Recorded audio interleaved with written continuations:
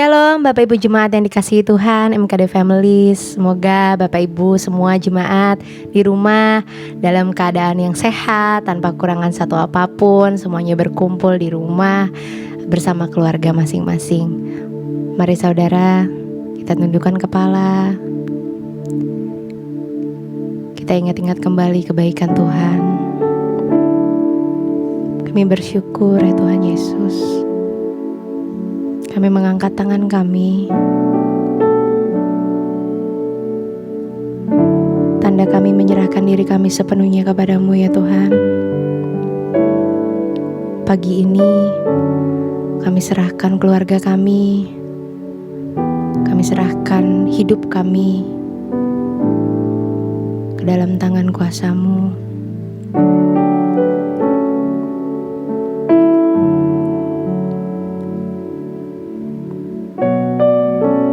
Terima kasih ya Tuhan.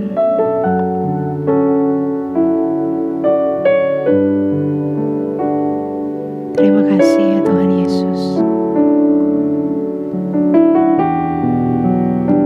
Mari saudara nyatakan di hadapan Tuhan. Ku bersyukur padamu Tuhan atas kasih-Mu.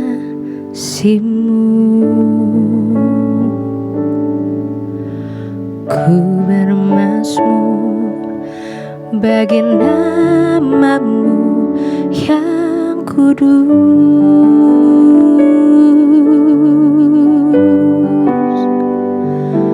sebab Engkau kebenaranku, padamu ku percaya. Betapa mulianya Tuhanku, ku rindu menyatakan.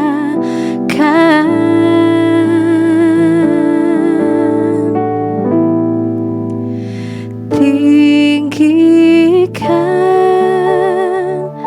diri-Mu mengatasi langit, kemuliaan-Mu Tuhan mengatasi bumi. Tinggikan diri-Mu mengatasi langit, kemuliaan-Mu Tuhan mengatasi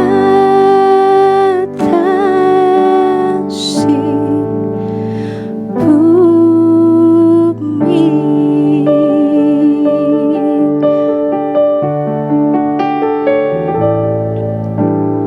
Ku bersyukur padamu Tuhan atas kasih-Mu.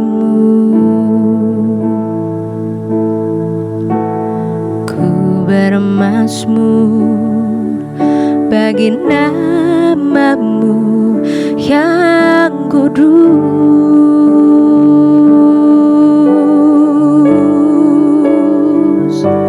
sebab Engkau kebenaranku, padamu ku percaya. Betapa mulianya Tuhanku,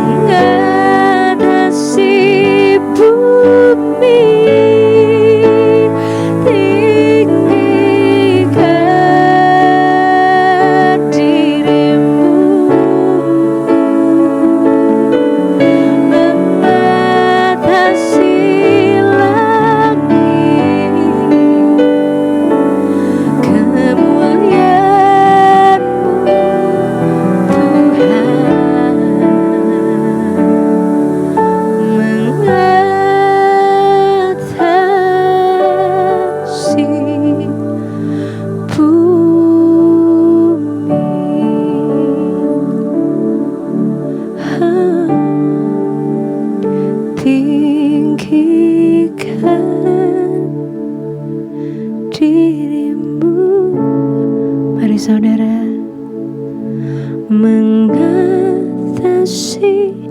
langit. Kebesaran-Mu Tuhan mengatasi bumi, mengatasi bumi. Tinggikan diri-Mu, mengatasi langit. Kemuliaan-Mu Tuhan mengatasi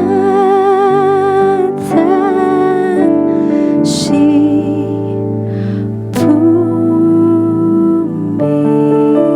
Saudara saja menyatakan di hadapan Tuhan, tinggikan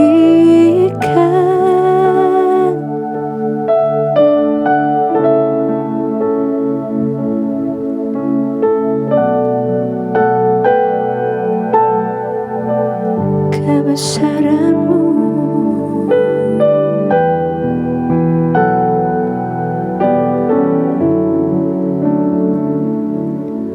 Mengatasi bumi, tinggikan,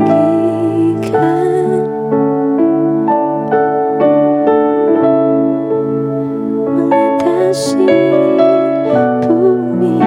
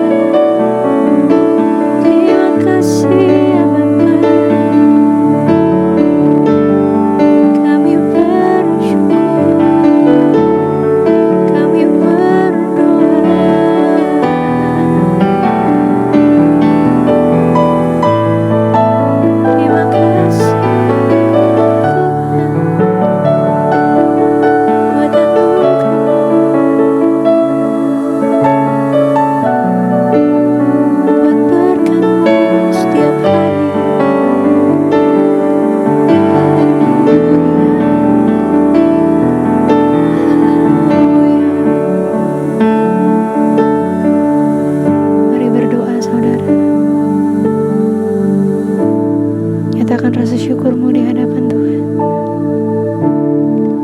Yesus, kami rindu untuk selalu dekat dalam hadirat-Mu ya Tuhan. Karena kami percaya di dalam-Mu kami aman, di dalam-Mu ada kedamaian ya Tuhan. Ada damai sejahtera yang selalu melingkupi setiap kami. Terima kasih ya Tuhan.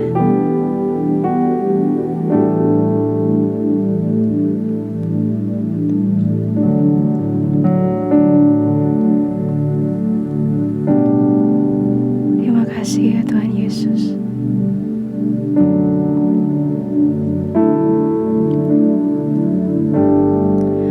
Ku ingin selalu bersekutu denganmu, menikmati hadiratmu.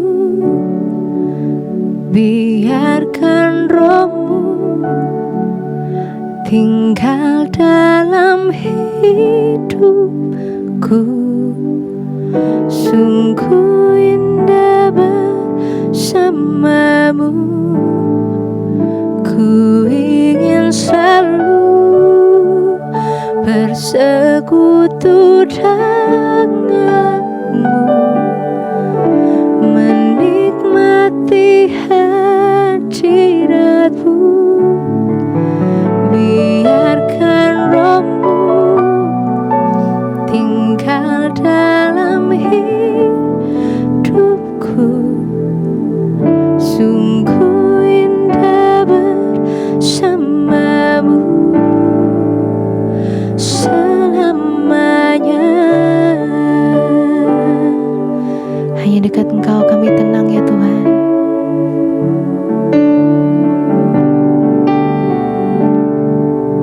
Mari sama-sama nyatakan, hanya dekat Allahku, rasa tenang hatiku, Kau sertai jalanku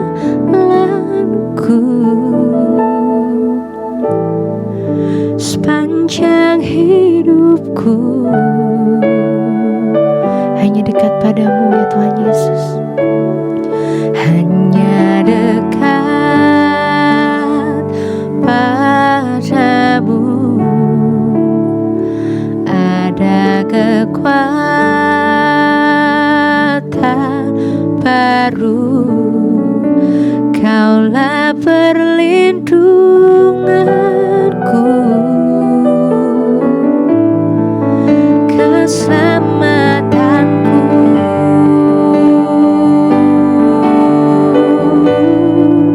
Ku ingin selalu bersekutu denganmu, menikmati hadiratmu. Biarkan rohmu tinggal dalam hidupku. Sungguh indah bersamamu. Ku ingin selalu bersekutu denganmu, menikmati hadiratmu. Biarkan rohmu tinggal dalam hidupku. Sungguh indah bersamamu selamanya. Mari saudara katakan, hanya dekat Allahku, rasa tenang hatiku.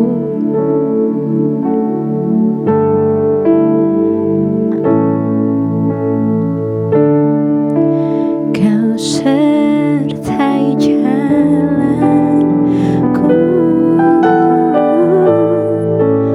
sepanjang hidupku.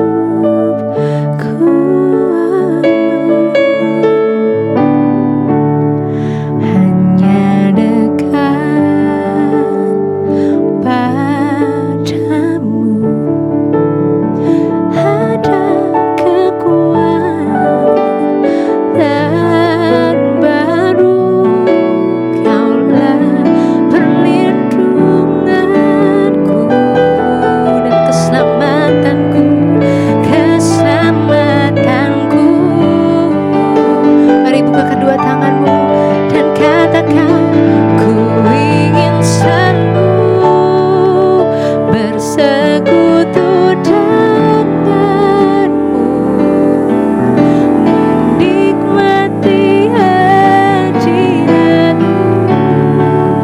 Biarkan rohmu tinggal dalam hidupku. Sungguh indah bersamamu. Ku ingin selalu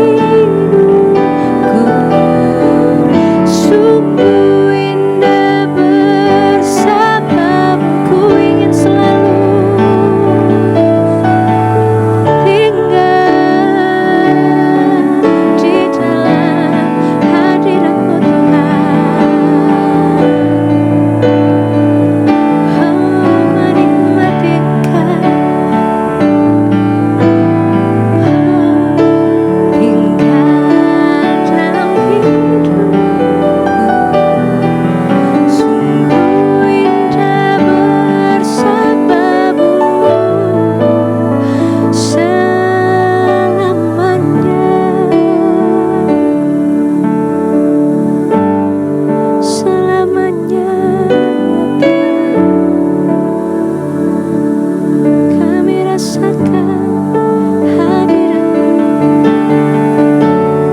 di rumah kami, di tempat kami berada. Haleluya, kami ingin terus tinggal di dalam, berakar di dalam Tuhan. Oh, mari sembah.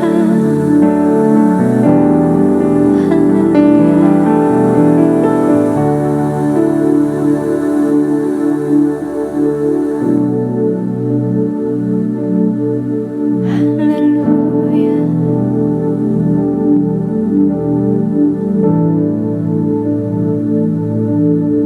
haleluya.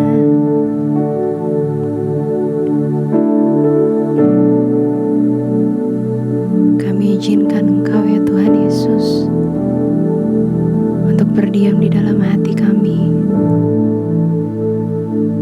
terus menegur setiap kami, terus membimbing setiap kami ya Tuhan.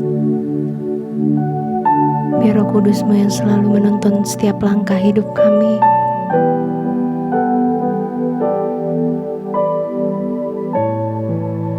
Ku ingin selalu tinggal dalam hidupku,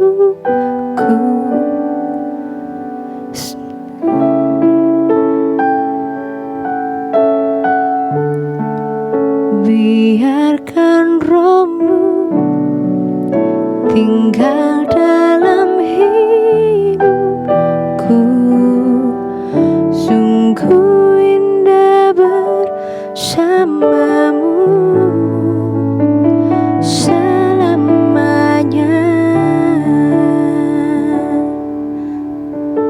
Sungguh indah bersama dengan Engkau ya Tuhan.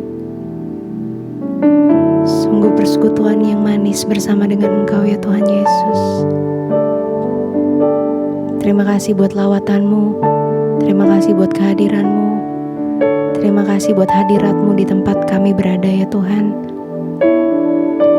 Kalau sebentar kami akan mendengarkan firman-Mu, yaitu Engkau sendiri.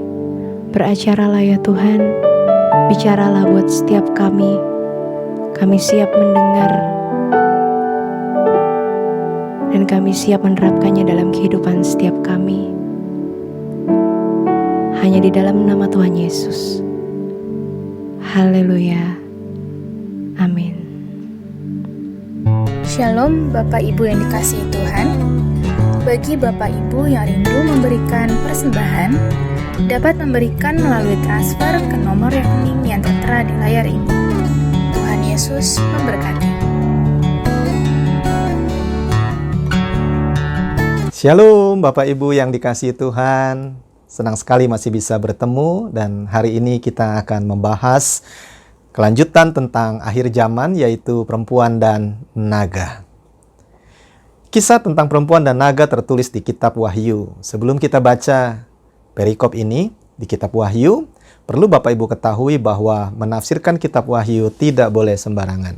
Yang pertama adalah ayat menafsirkan ayat. Yang kedua dengan sejarah internasional. Yang ketiga peta dunia akhir zaman. Yang keempat, kalau masih tersembunyi maka Ulangan 29 ayat 29 menjadi jawabannya. Hal-hal yang tersembunyi ialah bagi Tuhan Allah kita. Tetapi hal-hal yang dinyatakan ialah bagi kita dan bagi anak-anak kita sampai selama-lamanya. Supaya kita melakukan segala perkataan hukum Taurat ini. Baik Bapak Ibu, kalau sudah siap, mari kita lanjutkan pembelajaran perempuan dan naga. Kita baca Wahyu 12 ayat 1 sampai dengan ayat yang ke-6. Maka tampaklah suatu tanda besar di langit, seorang perempuan berselubungkan matahari dengan bulan di bawah kakinya dan sebuah mahkota dari 12 bintang di atas kepalanya. Ia sedang mengandung, dan dalam keluhan dan penderitaannya hendak melahirkan, ia berteriak kesakitan. Ayat 3, maka tampaklah suatu tanda yang lain di langit, dan lihatlah, seekor naga merah padam yang besar, berkepala 7 dan bertanduk 10, dan di atas kepalanya ada 7 mahkota. Dan ekor ekornya menyeret sepertiga dari bintang-bintang di langit dan melemparkannya ke atas bumi. Dan naga itu berdiri di hadapan perempuan yang hendak melahirkan itu untuk menelan anaknya.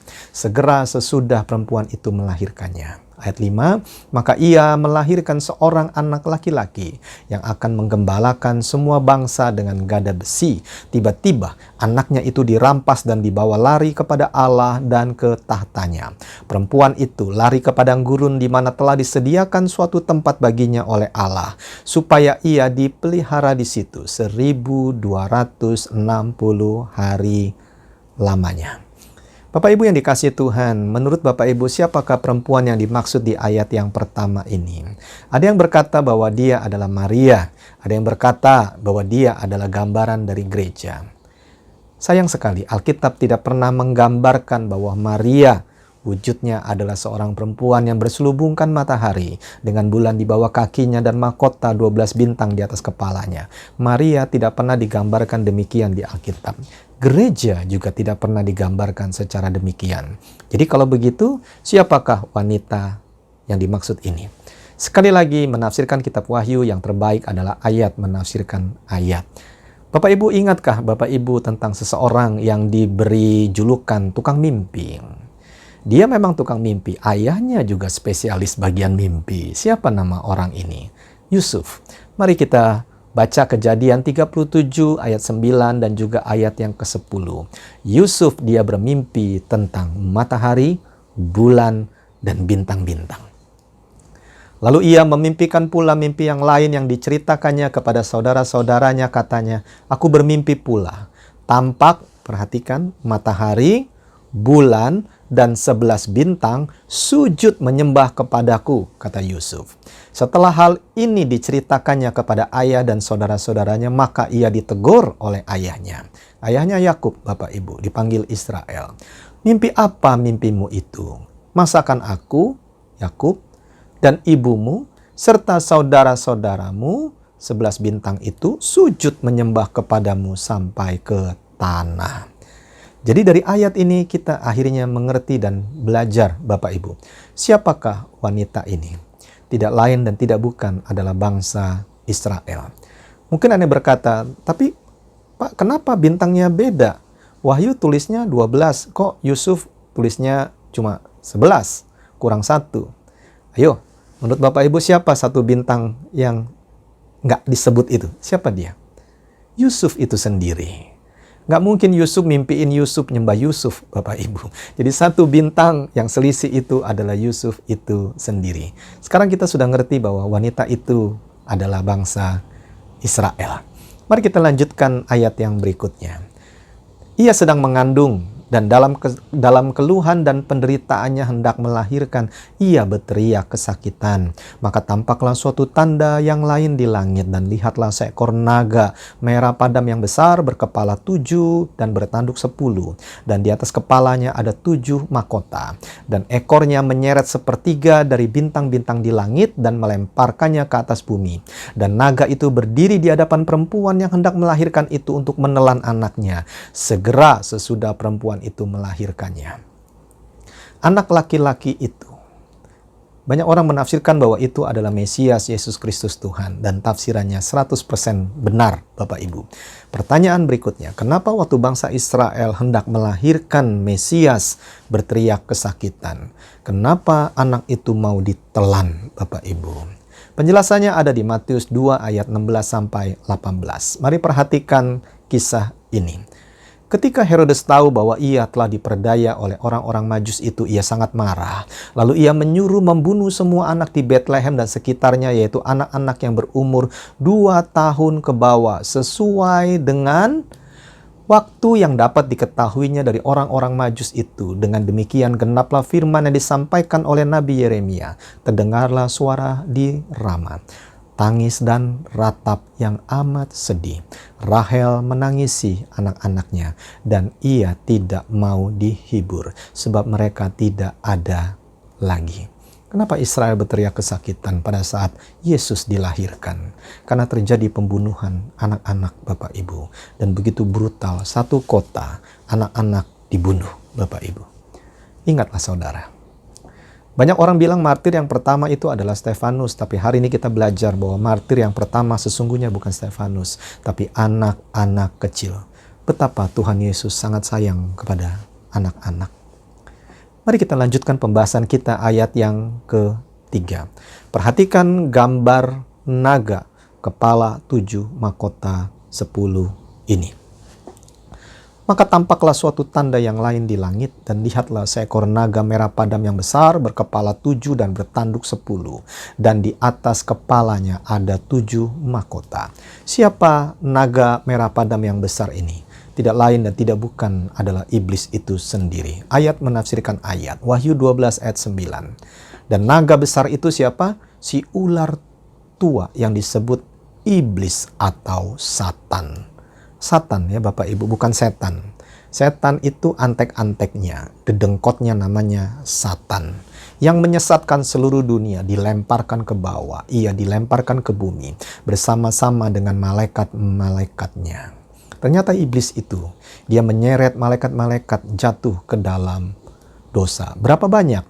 Nanti kita bahas di bagian yang setelah ini Bapak Ibu. Kenapa iblis itu kepalanya 7, tanduk 10, dan di atas kepalanya ada 7 mahkota? Apa arti ayat ini? Wahyu 17 ayat 9 sampai dengan ayat yang ke-15. Yang penting di sini ialah akal yang mengandung hikmat. Ketujuh kepala itu adalah 7 gunung yang di atasnya perempuan itu duduk. Perempuan yang dimaksud di Wahyu 17 ini bukan Israel Bapak Ibu ya. Ini perempuan yang berbeda. Ini adalah sebuah kota yang duduk di atas 7 gunung. Dan perlu Bapak Ibu tahu, menariknya adalah di dunia ini, perhatikan peta dunia akhir zaman, satu-satunya kota yang duduk di atas 7 gunung adalah kota Roma. Ketujuhnya adalah juga 7 raja. 5 diantaranya sudah jatuh, yang 1 ada, dan yang lain belum datang. Dan jika ia datang, ia akan tinggal seketika saja. 7 artinya juga 7 raja. 5 diantaranya sudah jatuh, yang 1 ada. Artinya pada saat kitab Wahyu ditulis, kerajaan itu ada. Dan yang lain, kerajaan yang ke-7 itu belum datang. Tapi kalau dia datang, ia akan tinggal seketika saja. 5 diantaranya sudah jatuh. Belajar sejarah dunia internasional, maka Bapak Ibu kita belajar ada 5 kerajaan yang memang sudah jatuh. Pertama adalah Asyur. Yang kedua Mesir. Lalu Babel, Media Persia, dan Yunani. Dan pada saat kitab Wahyu ini ditulis ada 1 yang ada, yaitu kerajaan Romawi. Dan Alkitab mencatat nubuatan bahwa yang lain, yaitu yang ke-7 itu belum datang. Dan jika ia datang, ia akan tinggal seketika saja. Kenapa seketika? Karena masa pemerintahannya sudah ditetapkan oleh Tuhan 7 tahun saja. Dan binatang yang pernah ada dan yang sekarang tidak ada, ia sendiri adalah raja ke-8. Namun demikian, 1 dari ke-7 itu, dan ia menuju kepada kebinasaan. Dan ke-10 tanduk yang telah kau lihat itu adalah 10 raja yang belum mulai memerintah, tetapi 1 jam lamanya mereka akan menerima kuasa sebagai raja bersama-sama dengan binatang itu. Mereka seia sekata, kekuatan dan kekuasaan mereka berikan kepada binatang itu. Mereka akan berperang melawan anak domba, tetapi anak domba akan mengalahkan mereka karena ia adalah Tuan di atas segala Tuan dan Raja di atas segala Raja. Mereka bersama-sama dengan dia juga akan menang, yaitu mereka yang terpanggil, yang telah dipilih dan yang setia. Saya percaya orang-orang ini adalah saudara dan saya. Setuju? Katakan amin. 10 raja.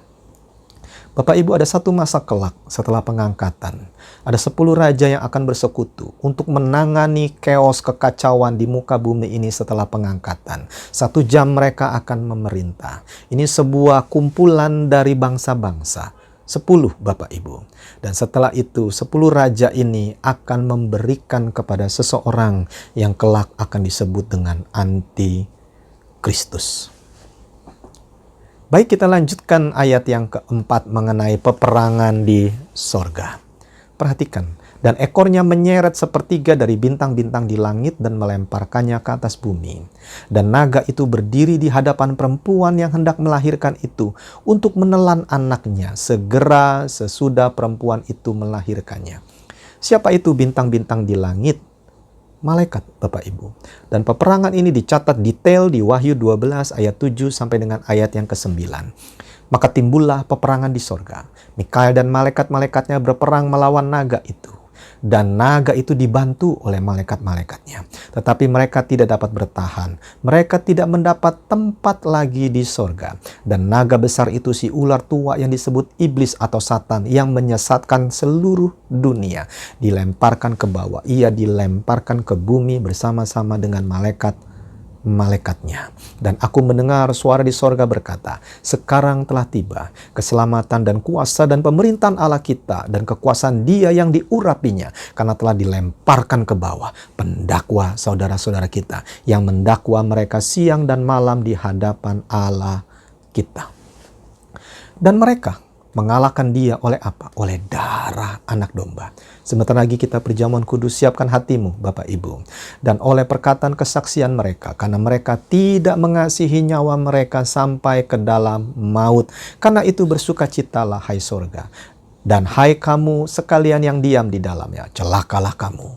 Hai bumi dan laut, karena iblis telah turun kepadamu dalam geramnya yang dahsyat. Karena ia tahu bahwa waktunya sudah singkat.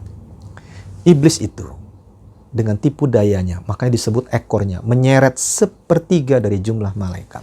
Malaikat-malaikat yang tadinya indah sepertiga jatuh ke dalam dosa. Jadilah mereka makhluk-makhluk yang jelek-jelek itu. Kalau Bapak Ibu tahu dari mana asal-usul jin, tuyul, dan segala macam genderuwo, wewe gombel, itu wujud malaikat yang jatuh dalam dosa. Tadinya mereka begitu indah, tetapi mereka terseret kena tipu daya iblis atau Satan dan sepertiga jatuh ke dalam dosa dan dibuang ke bumi. Dari penampakan yang indah, jadilah mereka makhluk-makhluk yang mengerikan yang semacam itu.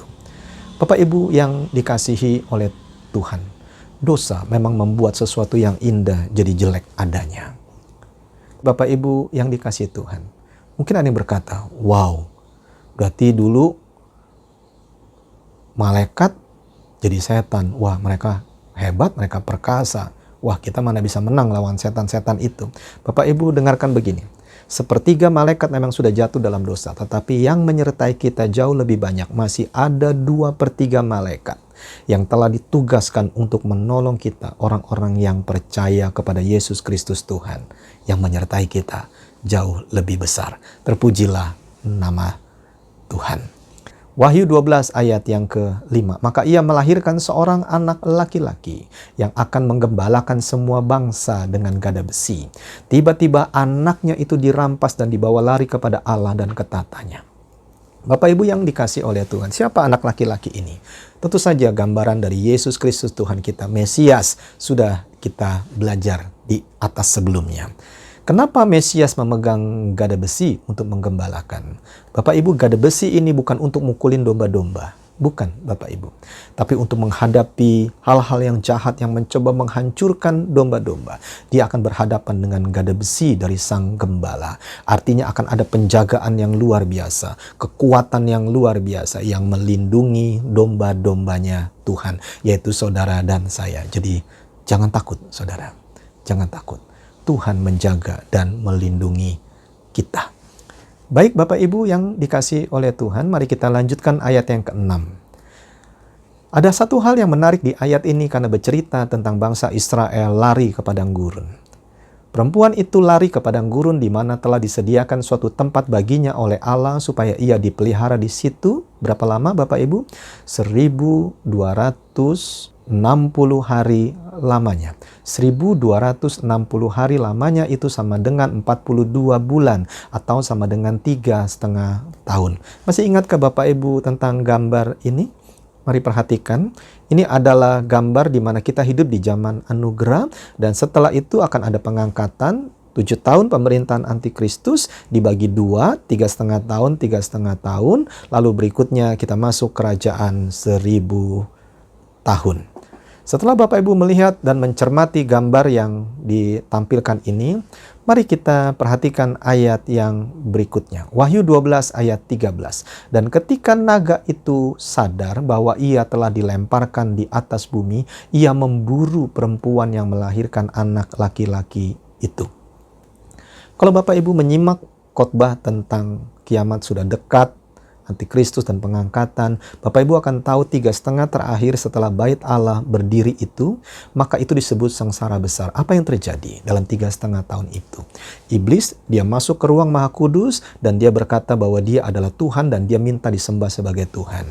Bangsa Israel tidak mau menyembah dia. Lalu apa yang terjadi? Antikristus itu marah dan bangsa Israel akan dikejar-kejar untuk dibunuh. Tuhan menolong bangsa Israel menyediakan tempat bagi dia, yaitu di padang gurun. Pada saat Antikristus itu memburu bangsa Israel itu, bangsa Israel dia melarikan diri ke padang gurun. Wahyu 12 ayat 14. Bagaimana cara bangsa Israel lari ke padang gurun? Kepada perempuan itu diberikan kedua sayap dari burung nasar yang besar supaya ia apa? Terbang, Bapak Ibu. Ikuti saya, terbang. Jadi bangsa Israel akan terbang kemana? Ke tempatnya di padang gurun, di mana ia dipelihara jauh dari tempat ular itu selama berapa? 1 masa dan 2 masa dan setengah masa. 1 tambah 2 tambah setengah, 3,5 masa. Jadi mereka akan terbang, Bapak Ibu. Pada saat Yohanes menulis Wahyu, pesawat belum diciptakan. Tapi dia melihat ada seperti sesuatu yang bersayap, seperti burung nasar yang besar. Dan itu membawa bangsa Israel terbang. Dia melihat pesawat, Bapak Ibu, yang dikasihi oleh Tuhan. Wahyu 12 ayat yang ke-15. Lalu ular itu, iblis itu menyemburkan dari mulutnya air, perhatikan air, sebesar sungai. Artinya banyak sekali. Ke arah perempuan itu ke arah Israel supaya ia dihanyutkan oleh sungai itu. Artinya supaya Israel itu dibunuh. Apa artinya? Apa arti naga menyemburkan air dari mulutnya? Siapa air itu? Air ini bicara tentang bangsa-bangsa, suku, kaum, bangsa, dan bahasa yang dikuasai oleh Antikristus pada masa itu. Tentu saja iblis menjadi biang keroknya di latar belakangnya. Air itu adalah gambaran dari bangsa-bangsa. Mari kita baca Wahyu 17 ayat yang ke-15. Lalu ia berkata kepadaku, semua air yang telah kau lihat di mana wanita pelacur itu duduk adalah bangsa-bangsa dan rakyat banyak dan kaum dan bahasa. Jelas sekali saat itu bangsa-bangsa akan datang menyerang Israel ke padang gurun itu. Tetapi Alkitab mencatat Wahyu 12 ayat 16. Tetapi bumi datang menolong perempuan itu, menolong Israel. Ia membuka mulutnya, bumi buka mulutnya dan menelan sungai, menelan bangsa-bangsa yang disemburkan naga itu, yang dipengaruhi oleh naga itu dari mulutnya. Apa artinya, Bapak Ibu? Perhatikan gini ya. Ada masa kelak di akhir zaman setelah masa Antikristus itu mulai berlaku. Perhatikan, bangsa-bangsa akan menyerang Israel. Bangsa Israel sembunyi di padang gurun. Pada saat dia terkepung, bangsa Israel terkepung, dan bangsa-bangsa lain yang dipengaruhi oleh iblis ini menyerang, bumi akan datang. Bumi buka mulutnya dan menelan orang-orang dari bermacam-macam suku bangsa, kaum, dan bahasa itu. Mungkin Anda berkata bumi membuka mulutnya. Bagaimana ceritanya bumi membuka mulutnya? Bilangan 16 ayat 32.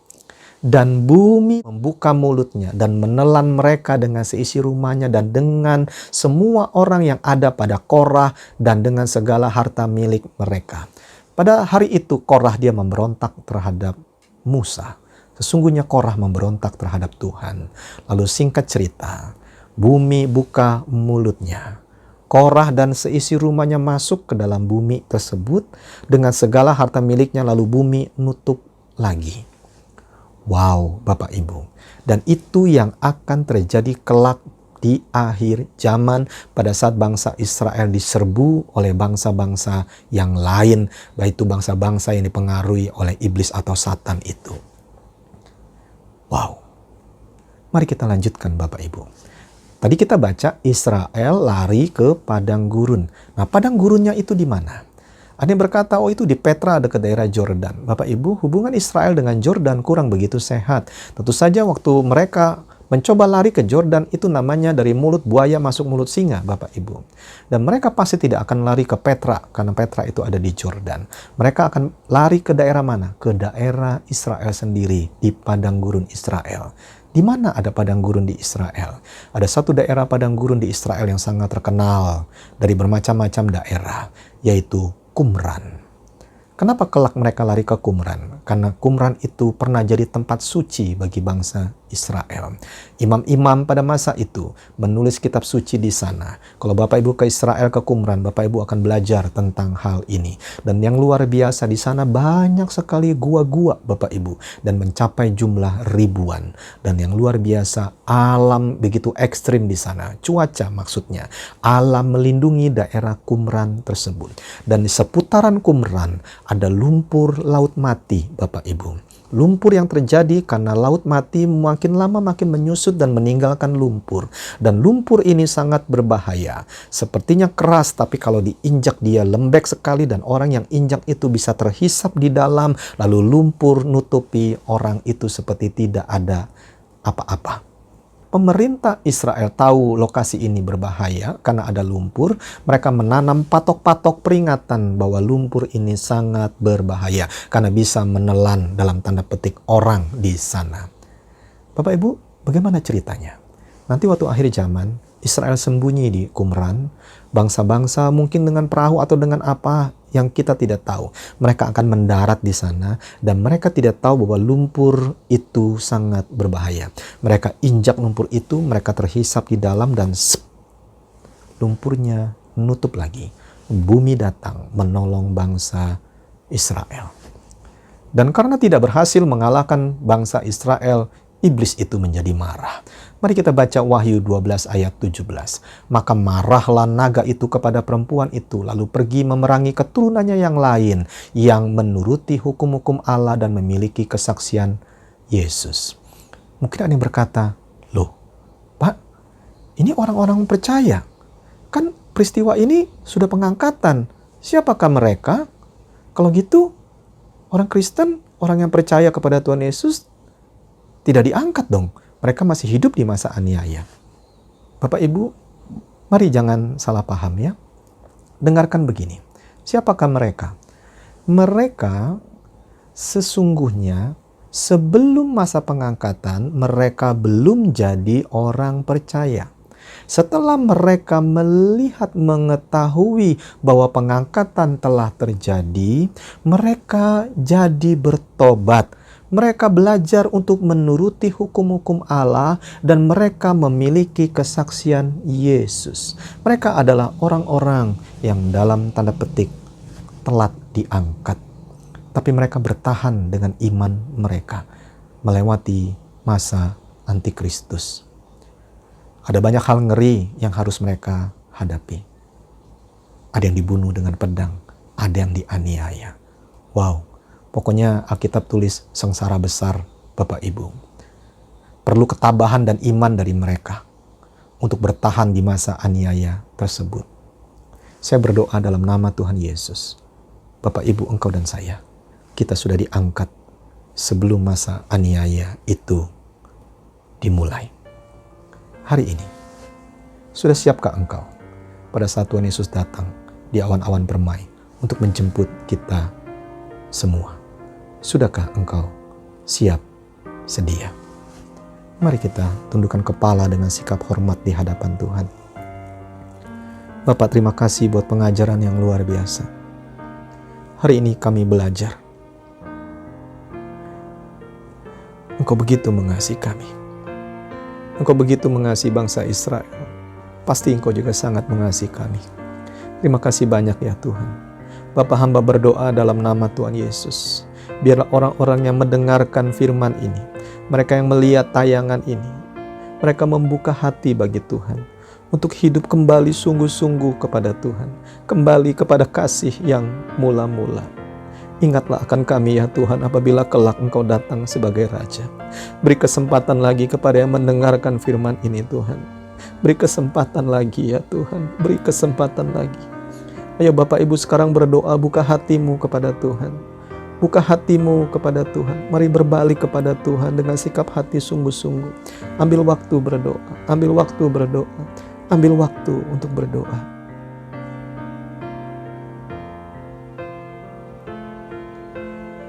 Terima kasih Tuhan. Dalam nama Tuhan Yesus.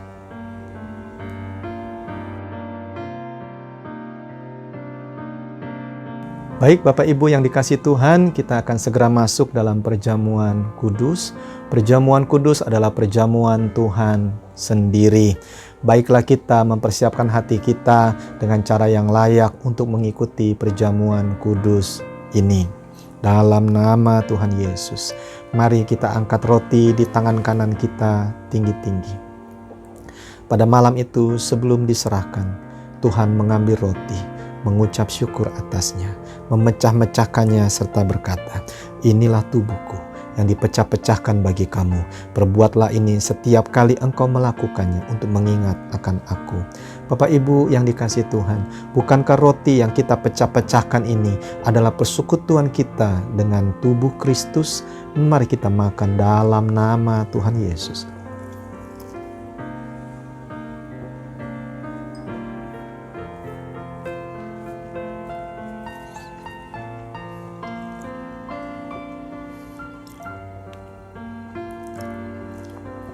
Demikian juga sesudah makan Tuhan mengambil cawan dan berkata, "Cawan ini adalah perjanjian baru. Inilah darahku, darah yang menghapus dosa dunia ini," kata Tuhan Yesus. Bapak Ibu yang dikasihi Tuhan, bukankah cawan yang atasnya kita ucapkan syukur ini adalah persekutuan kita dengan darah Yesus? Mari kita minum dalam nama Tuhan Yesus.